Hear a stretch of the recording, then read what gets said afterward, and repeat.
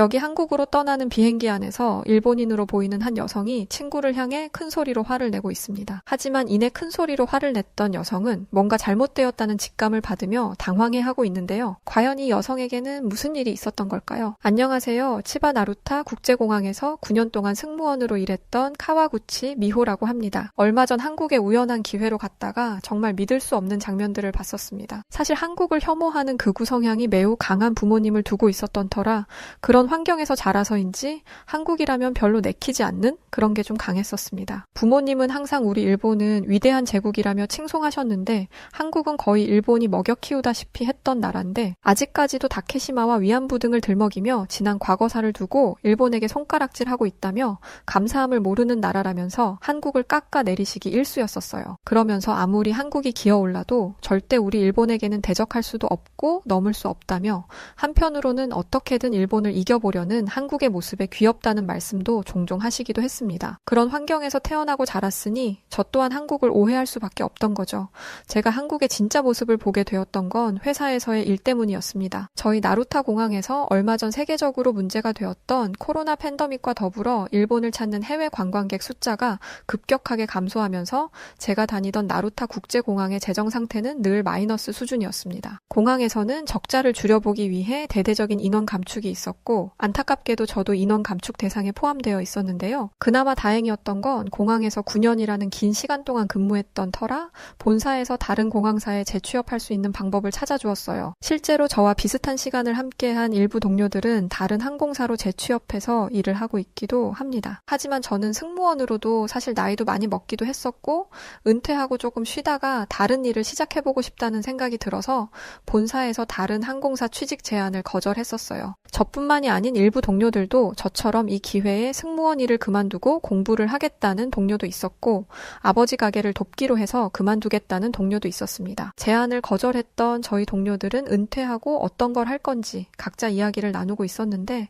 듣고 있던 한 동료가 일을 그만두면 우리 같이 이번 기회에 여행이나 한번 다녀오자는 이야기를 했어요. 사실 해외 여러 나라들을 승무원으로 많이 다녀오기는 했지만 우리가 여행으로 간 적은 없지 않냐면서 이런 제안을 한 거죠. 그러더니 자신이 평소 친하게 지내던 한국의 승무원 친구가 한 명 있는데 한국 공항에 대해서 이런저런 걸 보여주겠다고 했다며 한국으로 여행을 가보는 게 어떻겠냐는 저로서는 도저히 믿기 힘든 말을 했었습니다. 저는 당연히 한국을 가자는 동료의 말에 절대 안 간다면서 방방 뛰었고 공항에서 일을 하면서도 한국에는 가보지 못했던 다른 동료들 역시 여행을 가려면 선진국이라 불리는 유럽권의 좋은 나라들로 가야지 무슨 한국이냐며 반대했었어요. 저와 뜻이 같았던 동료들 역시 같은 일본인 동료들이라서 그런지 한국은 괘씸한 나라라면서 아무리 요즘 그나마 좀 발전해서 좋아졌다고 해도 가고 싶은 생각은 들지 않는다면서 한국을 가려면 혼자 가라고까지 하더라고요. 결국 그 친구는 혼자 한국으로 떠났고 저를 포함한 다른 동료들은 함께 프랑스로 향했습니다. 그런데 이 결정이 엄청나게 잘못되었다는 걸 그때는 몰랐었어요. 도착한 프랑스는 정말 유럽의 선진국처럼 멋진 도시였습니다. 그러나 그런 환상은 곧바로 깨지고 말았었어요. 프랑스의 고속열차를 타고 프로방스로 이동하던 중에 저는 열차 안에서 큰 소리로 소리를 질렀었는데 제가 앉아있던 좌석의자 팔걸이에서 뭔가 작은 벌레가 기어다니고 있었기 때문이었어요. 바로 빈대였는데 워낙에 벌레를 극도로 싫어했었기 때문에 빈대를 보고 저는 기겁하고 말았었죠. 그때 제가 큰 소리로 소리를 질러 열차에 있던 프랑스 사람들의 온 시선이 저에게 향했고 어떤 프랑스 사람은 그런 저를 향해 열차에서 매너 없이 왜 소리를 지르냐면서 비난을 받았기도 했었습니다. 하지만 이건 시작에 불과했었어요. 동료들과 제가 함께 경험했던 고속열차 이외에도 가는 곳곳마다 빈대를 발견할 수 있었는데요. 영화관에서도 식당에서도 심지어 저희가 묵었던 숙소에서마저까지 빈대들이 속출했었는데 어떻게 선진국이라는 프랑스에 이렇게 빈대가 득실거리는 건지 대체 이해를 할 수가 없었어요. 그리고 어디 이동할 때마다 지하철을 이용했는데 왜 그렇게 열차를 타기 위해 내려간 지하에서 악취가 많이 나는지 냄새가 너무 지독해서 정말 숨쉬는 게 힘들 정도였었죠. 어느 날 저희는 숙소에서 동료들과 한국으로 혼자 여행을 떠났던 친구에게 전화를 걸었었는데요. 한국으로 혼자 보낸 친구에게 괜히 미안하기도 했었고 빈대가 창궐하고 냄새가 심했던 프랑스지만 그래도 나름 선진국의 유럽으로 우리만 왔다는 생각에 위로라도 할 겸해서 전화를 걸었다가 저희는 정말 친구의 모습에 이게 정말 사실인지 믿기 힘들어하며 놀랬던 기억이 있습니다. 저희는 전화를 걸어 우리끼리만 유럽으로 와서 미안하다는 말로 이야기를 시작했는데 한국으로 혼자 간 친구가 우리가 대체 왜 미안해하는 건지 이해할 수 없다는 표정을 지으며 영상통화에서 자신은 지금 한국인 친구와 너무 좋은 경험들을 하고 있다며 굉장히 밝은 표정을 짓고 있었습니다. 내일은 한국 공항에서 일하는 친구가 공항에 대해서 이런 저런 걸 보여주겠다고 했다며 내일이 기대된다는 말까지 하더군요. 그 모습에 저희는 한국 공항이 거기서 거기지 뭘 그렇게까지 기대하는 건지 알 수 없었지만 내심 너무나 좋아 보이는 친구의 표정과 말투에 다소 의아한 생각이 들기는 했었습니다. 다음날 아침 저희는 함께 프랑스로 왔던 동료의 팔을 보고 정말 기겁했었어요. 왜냐하면 빈대에 물려 빨갛게 목이 물린 것처럼 올라와 있었기 때문이었는데요. 이런 곳에 더 있다간 안 되겠다는 생각이 들어서 저희는 바로 그날 프랑스를 떠나기로 했었습니다. 정말 실망만 가득했던 여행이었고 전혀 즐겁거나 유쾌하지 않았던 여행이었죠. 그런데 그때 한 동료가 우리 일본으로 돌아가지 말고 한국으로 간 친구에게 가면 어떻겠냐는 말을 하더라고요. 전날 영상 통화 속 친구의 표정이 너무 좋아 보였고 분명 우리는 한국이 아무리 발전했다고 한들 우리 일본에 비해 한참 낙후된 도시로 알고 있는데 영상 통화 안에서 비추어졌던 한국의 모습은 전혀 다른 모습이었기 때문이었죠. 사실 저도 전날 동료와의 통화 후 궁금하긴 했었습니다. 저희는 한국으로 가보자는 동료의 말에 모두 수긍했고 한국으로 혼자 여행을 떠난 동료에게 전화를 걸어 한국으로 가겠다는 우리의 의견을 말했는데요. 저희 말을 들은 동료는 좋다며 도착하는 시간을 알려주면 마중나가 있겠다고 하면서 그날 공항을 소개해준다는 친구와 함께 둘러보자며 이야기를 하더라고요. 저희 동료들은 바로 한국행 비행기에 오르게 되었고 그럼에도 한국행 비행기 안에서의 분위기는 다소 무거웠는데요. 한국으로 떠나는 걸 계속 못 믿어했던 한 동료가 비행기 안에서 자신이 왜 한국행 비행기에 타고 있는지 화가 난다며 도착해서 우리보다도 볼품없고 후진국임이 틀림없다면 자신은 단 한순간도 주저하지 않고 그냥 일본으로 떠날 거라며 말을 했기 때문이었습니다. 저희들은 다소 긴장한 채 한국 공항에 도착하게 되었는데요. 도착한 순간부터 저희는 이건 완전히 뭔가 잘못되었다는 직감이 들기 시작하면서 주변을 두리번거리기만 했었습니다. 저희가 알고 있는 한국의 모습과는 전혀 다르게 처음 겪어본 한국 인천공항은 저희가 그동안 일하던 치바나루타 공항과는 규모와 기술적인 수준에서부터 비교조차 되지 못할 만큼 차이가 났기 때문이었습니다. 더 놀라웠던 것은 한국 공항 내부 전체가 디지털 시스템으로 운영되고 있었다는 사실인데요. 공항에서 입국 심사를 진행하는데 단 10분밖에 소요되지 않았고 저희의 여권을 바코드 기계 위에 올려둔 채로 디지털로 된 문서에 사인만 하면 모든 과정이 끝나버렸었죠. 아직 저희 일본은 기계보다는 수기로 작성하는 것들이 매우 많은데 한국은 모든 것이 디지털화 되어 있었습니다. 한국은 이러한 첨단 디지털 시스템들을 이용해 긴 줄을 기다릴 필요 없이 빠르게 입국 심사가 완료되었었죠. 그렇게 우리는 입국장을 나와 공항 로비로 향했는데 저희는 얼마 가지 못하고 온몸이 얼어버린 채 그 자리에서 멈춰서고 말았었어요. 끝이 보이지 않는 웅장한 공항 로비의 모습에 넋이 나가버리고 말았고 정말 여기가 우리가 생각했었던 후진국인 한국이 맞는 건지 눈을 의심할 수밖에 없었습니다. 어떻게 커도 이렇게까지 큰 건지 정말 그 규모가 압도적이었습니다.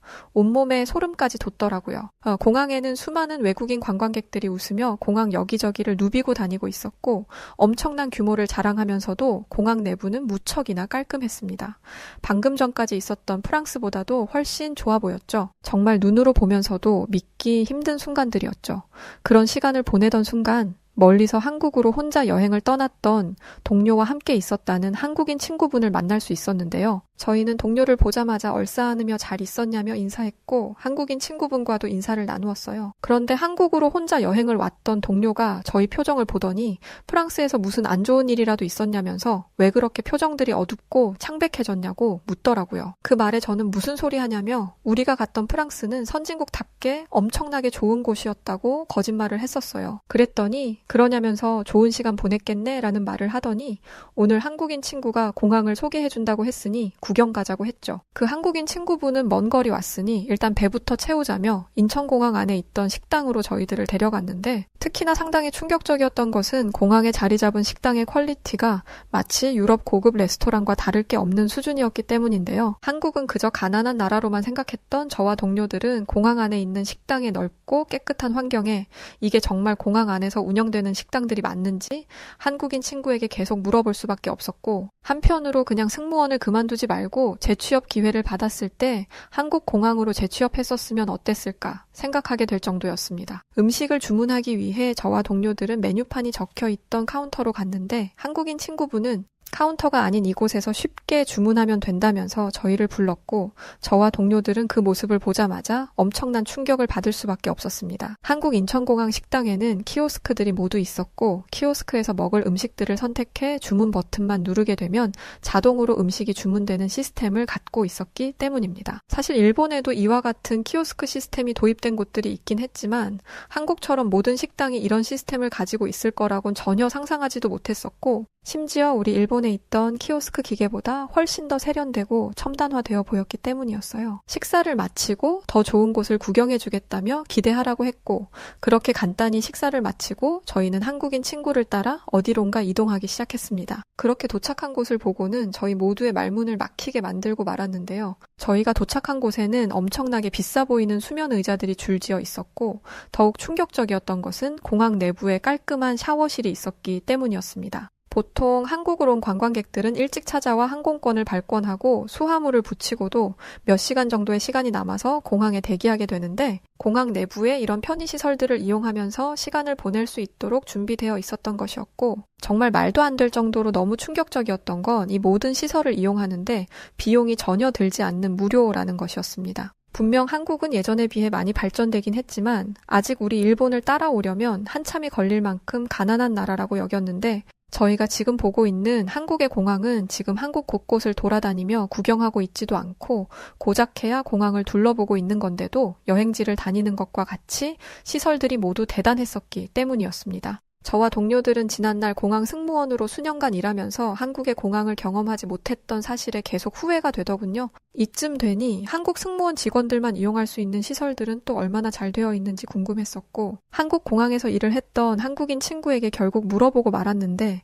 그 말을 들은 한국인 친구는 직원들만 이용할 수 있는 전용 식당이 준비되어 있고 직원들이 언제든 쉴 수 있는 숙소와 샤워실부터 의료시설까지 없는 걸 찾기 힘들 만큼 모든 게 구비되어 있다는 충격적인 말을 해주었습니다. 나루타 공항에는 기숙사는커녕 공항에서 밤을 보내야 할 때도 기숙사를 잡아주는 경우도 거의 없어서 일일이 직원들이 인터넷으로 숙박시설을 예약해 찾아다녀야 했는데, 한국공항은 직원들을 위한 편의시설까지도 완벽하게 구비되어 있다는 소리에 다시 한국 인천공항으로 재취업하고 싶다는 생각이 들 정도였습니다. 공항에서부터 남다른 포스를 풍기던 한국의 모습에 저희는 한국의 수도인 서울은 어떨지 궁금해지기 시작했었어요. 한국인 친구는 서울로 갈 수 있는 공항의 지하철 위치를 알려주고는 일 때문에 잠시 가야 할 곳이 있다며 이따 저녁에 다시 오겠다고 했는데요. 근데 정말 놀랍게도 공항에서 한국의 수도인 서울역으로 바로 가는 지하철이 공항에 있었습니다. 이렇게 곧바로 서울로 갈 수 있는 지하철을 탈 수 있다는 것에 너무 놀라웠는데,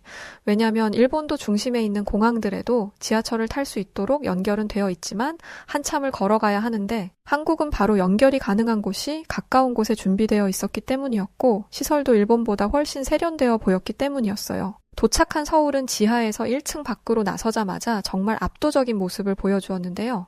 건물 한 벽면이 모두 LED로 멋진 이미지의 장면들이 연출되고 있었기 때문이었어요. 사실 서울이라는 도시가 이렇게 거대한 도시인지 정말 상상해본 적도 없고, 제가 살았던 일본과 비교해도 훨씬 선진국 같은 느낌을 받았습니다. 우리는 서울의 도시에 도착해서 정말 여기가 한국이 맞는 건지, 우리는 지난날 부모님 분들로부터 무엇을 들으며 자란 건지 정말 당시에는 부모님들이 원망스럽기까지 하더군요. 저희는 저녁이 다 된 시간이라 배도 채울 겸 해서 서울에 있는 한 식당으로 향했습니다. 도착한 식당에서 처음 메뉴판을 보면서 화려한 음식 사진에 눈이 휘둥그레졌는데요. 음식뿐만 아니라 식당 종업원분이 친절하게 주문을 받아주셨지만 그 다음 기본 음식이 나올 때는 로봇이 배달을 하는 모습에 넋이 나갔죠. 보통은 식당에 음식이 나오면 종업원들이 접시에 음식을 들고 오는데, 저희가 갔던 서울의 한정식 식당은 넓은 판이 있는 로봇이 그 위에 음식 접시를 담아서 우리 테이블까지 오는 것 아니겠어요? 테이블 앞까지 오니까 직원분이 오셔서 테이블에 접시를 예쁘게 놓아주셨죠.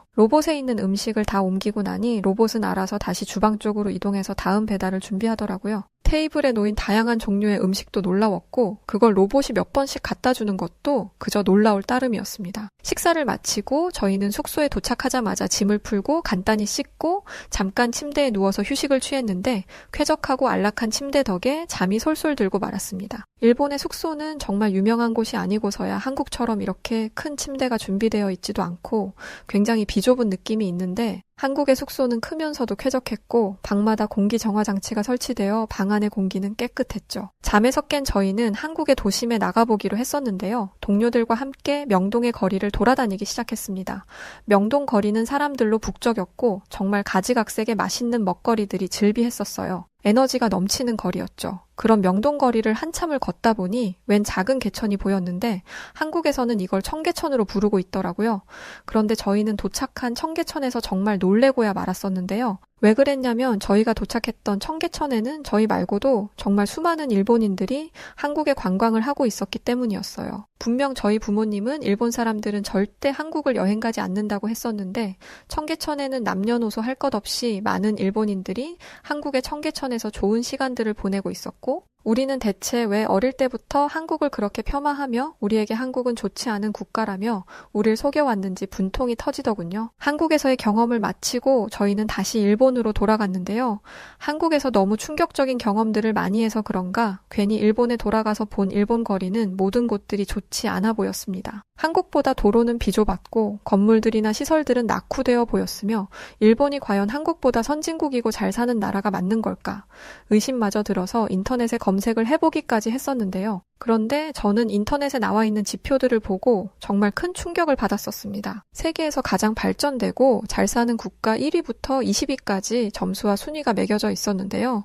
20위에 아이슬란드, 19위에 홍콩, 18위에 아랍에미리트, 17위에는 영국, 16위에 캐나다, 15위에 오스트리아가 있었고 근데 영국이 17위라는 것에 좀 당황스럽더라고요. 14위에는 벨기에가 있었고 13위에는 독일, 12위에 노르웨이, 11위에는 싱가포르, 10위에 이스라엘이 있었습니다. 유럽 국가들 중에 유명하다던 영국과 독일이 각각 13위와 17위라니 과연 우리가 알았던 유럽의 선진국가라는 게 전혀 잘못된 생각을 가지고 있던 게 아니었나 싶었던 순간이었습니다. 그런데 놀라운 건 지금부터였는데요. 9위에 핀란드, 8위에 네덜란드, 그리고 7위에 저희 일본이 랭크되어 있었기 때문이었어요. 우리 일본은 랭킹 종합점수 3.94로 세계에서 가장 잘 사는 국가 7위에 있던 것이었어요. 그런데 한국은 아직도 보이지 않고 있었죠. 그걸 보면서 한국은 20위권에도 들지 못한 모양이구나 싶었을 무렵 6위 대만이라는 글자에 저는 믿기 힘들어 했었는데요. 우리 일본이 대만보다도 못 사는 나라가 되었다는 현실에 참담한 기분까지 느낄 정도였습니다. 근데 더 저를 참담하게 만들었던 건 5위에 스웨덴, 4위에 스위스, 3위에 덴마크가 있었는데 2위에 글쎄 한국이 당당히 이름을 올리고 있었습니다. 한국은 랭킹 종합점수 6.52로 상당한 경제 발전을 일군 모범이 되는 나라라고 명시되어 있기도 하더군요. 1위에는 미국이 있었습니다. 일본과 한국의 랭킹 점수는 거의 2배 가까이 차이가 날 정도로 한국이 압도적으로 높은 순위에 있던 거죠. 심지어 제가 찾아본 이 인터넷 자료는 야후였는데 일본이 이렇게 한국의 순위가 높다는 걸 알면서도 일반 국민들에게 감추고 한국을 폄하하기만 했던 건지 정말 제가 태어난 나라지만 이해가 안 됐었어요. 저는 최근 다시 한국을 가보기 위해서 계획을 짜고 있는데요. 저뿐만 아니라 함께 한국을 다녀왔던 동료들도 함께 다시 가기 위해서 준비하고 있습니다. 이번에 떠나는 여행은 한국의 수도가 아닌 제2의 도시라고 불리는 부산을 찾아볼 계획인데 인터넷에서 본 부산은 넓은 모래사장과 엄청나게 높은 초고층 빌딩들의 그 조화가 너무 이색적이고 멋지다는 생각을 갖게 돼서였어요. 저는 예전과 너무 다르게 한국에 대해 전혀 나쁜 감정이 없고 오히려 부모님들에게 현실상을 제대로 보라며 한국이 모든 순위에서 일본을 압도하고 있다는 자료들을 보여주기까지 했는데요. 부모님은 그런 저의 모습이 불편했는지 현재는 괜히 서먹한 사이가 되어 어색해지고 말았죠. 하지만 어디까지나 사실은 사실이기에 언제까지 숨길 수 없는 것이고 배울 것이 있다면 배워야 한다는 생각을 갖습니다. 다시 찾아가는 이번 여행을 통해서 좋은 경험을 또 한 번 하기를 원하고 있고 이번 여행 이후에는 부모님을 강제로라도 모시고 한국을 찾아가 진실을 눈으로 직접 보시게 할 계획입니다. 자, 오늘은 한국이 가난한 후진국일 거라고 오해하고 있던 카와구치 미호 씨의 한국 경험을 담은 사연이었습니다. 오늘의 사연 어떻게 들으셨나요? 오늘의 사연을 재밌게 들으셨다면 구독과 좋아요 남겨주시고요. 그럼 저는 사연을 읽어드리는 여우튜브의 송은지였습니다. 활기찬 오늘 되시고요. 끝까지 시청해주신 모든 분들 감사합니다.